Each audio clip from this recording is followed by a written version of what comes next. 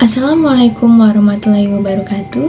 Perkenalkan, nama saya Tabita Freya Kalila Eugenia atau yang biasa dipanggil Freya dengan NIM 2405113214. Di sini saya berasal dari prodi PPKN kelas 1B dan saya akan membuat video penjelasan mengenai kerajaan Pajang pada sistem pemerintahan Sultan Hadiwijaya atau yang biasa kita kenal dengan Jaka Tingkir. Saya membuat tugas video ini guna memenuhi capaian mata kuliah Sejarah Nasional. Kerajaan Pajang adalah sebuah kerajaan Islam yang berdiri pada tahun 1568 di daerah Kartasura, Surakarta, Jawa Tengah. Kerajaan Pajang ini didirikan oleh Jaka Tingkir atau yang biasa kita kenal dengan Sultan Hadiwijaya. Ia merupakan menantu Sultan Trenggono dari Kerajaan Demak. Awalnya, Kerajaan Pajang merupakan daerah bawahan Kerajaan Demak. Demak sebagai pusat kekuatan Islam di Jawa pada masa itu sedang mengalami gejolak yang hebat. Perebutan kekuasaan antara para adipati membuat kerajaan ini kian lemah. Di tengah kekacauan ini, Jaka Tingkir pun melihat sebuah peluang. Dengan kecerdasan dan keberaniannya, Jaka Tingkir berhasil menyingkirkan saingannya Arya Penangsang dan menguasai Pajang, sebuah daerah bawahan Demak. Tak puas hanya menjadi adipati, Jaka Tingkir kemudian memindahkan pusat pemerintahan dari Demak ke Pajang dan mendirikan kerajaan baru. Ia pun dinobatkan sebagai Sultan Hadiwijaya. Sultan Hadiwijaya berhasil membuat kerajaan Pajang mencapai masa keemasannya. Di bawah pimpinan Sultan Hadiwijaya, ekonomi Pajang berkembang pesat. Wilayah ini dipandang sebagai salah satu daerah penghasil beras terbesar di Jawa Tengah. Sumber daya alam yang melimpah digunakan secara efisien melalui sistem irigasi. Hal ini menyebabkan Pajang menjadi lumbung beras utama di wilayah tersebut, serta meningkatkan status sosioekonomis penduduk lokal. Selain fokus pada ekonomi domestik, Sultan Hadiwijaya juga aktif dalam bidang politik diplomatik.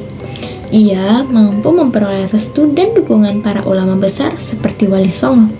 Dukungan ini memberikan legitimasi moral atas kepemimpinan beliau sebagai pemimpin Islam yang sah. Selama kepemimpinan beliau, wilayah kekuasaan Pajang meliputi Madiun, Blora, dan Kediri. Pertanian di Pajang juga sangat maju dan menjadi lumbung beras utama di Pulau Jawa. Kemudian, Jaka Tingkir terlibat peperangan dengan Kerajaan Mataram. Berawal dari konflik yang belum sepenuhnya selesai, salah satu faktor bencinya Panembahan Senopati atau Raja pertama Mataram dengan Jaka Tingkir ialah Jaka Tingkir yang dikabarkan suka mengganggu istri orang dan suka mengambil keperawanan dari abdinya. Panembahan Senopati mengalahkan Jaka Tingkir dalam perang besar dan menguasai Pajang. Hal ini terjadi setelah para menteri dari Mataram memberikan upeti yang begitu bagus dan indah kepada Semarang, sehingga membuat mereka bersumpah untuk setia dalam membantu Panembahan Senopati jika terjadi perang. Namun sayangnya, kekuasaan Sultan Hadiwijaya itu sangat singkat. Setelah ia wafat karena sakit parah yang dialaminya selama peperangan dengan Kerajaan Mataram, tahta digunakan oleh Arya Panggiri. Waktu itu dipandang sebagai titik balik historis karena fokus politik yang kurang populer di kalangan rakyat. Akhirnya, peperangan Benawa atau putranya sendiri itu sempat naik tahta tapi tidak berlangsung lama juga. Akhirnya, setelah serangkaian konflik internal dan eksternal, Pajang jatuh ke tangan Kerajaan Mataram Islam yang lebih kuat dan luas wilayahnya.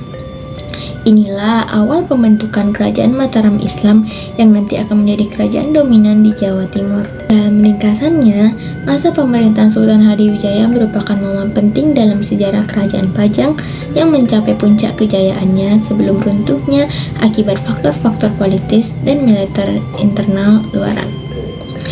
Sekian penjelasan dari saya. Terima kasih. Assalamualaikum warahmatullahi wabarakatuh.